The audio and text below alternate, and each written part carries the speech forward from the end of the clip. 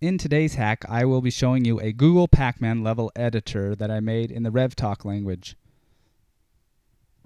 To begin the hack, I needed to look at the JavaScript code for the Pacman game that Google had originally posted.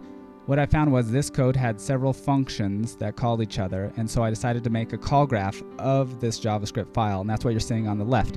I also decided to make a call graph of the JavaScript file that it now resides on Google's server, and that's what you see on the right, and there are significantly fewer functions. The next thing I did was make buttons to automatically download the needed files. I was able to download the image directly into my program. I then began to break the image up into individual squares consisting of 9 by 9 pixels. As I broke the image up, I was able to save them into files, and there was over 1,000 square images. With those images, I was able to reconstruct a game board and actually use grid sizes of 24 by 24 pixels. I did this so I could edit the picture more easily. I also used the square images to make a painting palette that I used to manipulate the game board as you're seeing now. I was trying to figure out what to write on the game board, and I decided to write the word hacked, but I ended up running out of room, so I changed it to hacker instead. After generating the picture, I needed to dynamically recreate the game board using variables that I found in the new JavaScript file. I knew I had written the correct functions to do this with the variables because when I colored the bytes blue, I noticed that they looked like the paths of the Pacman game. Next, I decided to make another game board, this time with the Google logo flipped around backwards.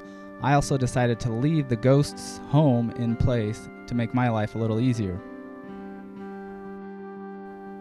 After the game board is complete, I made another tools palette to help me drop points, and now I'm using the dot path tool to lay down the paths of the game board.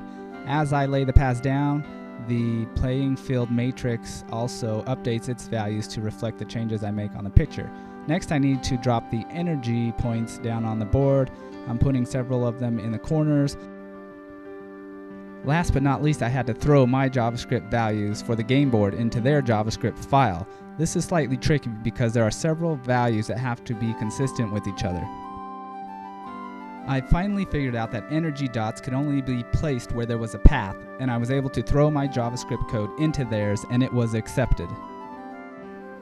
After clicking Insert Coin, I waited to see if my game board picture had replaced their picture, if my game board paths had replaced their game board paths. It worked! This particular level was fun to play because it's a reverse of Google. It also gave me some issues when I was creating it because I put an energizer on the inside of the lowercase g and there wasn't a path there, and that froze the code and it wouldn't even run. But after I figured that out, I was able to play this and have a good time. The hacker board turned out very nicely. I really like how the board is all the same color. I think it makes it look more authentic. This particular board was also fun to play. I was able to do this by studying the old Pacman JavaScript file as well as the new Pacman JavaScript file and figuring out which were the variables that were needed to generate the game board. I also wrote my own functions to do this, and then I was able to swap out their paths with my paths, and that's how you do it. If you type this into the address bar, you can walk through ghosts. You also can't beat the level though.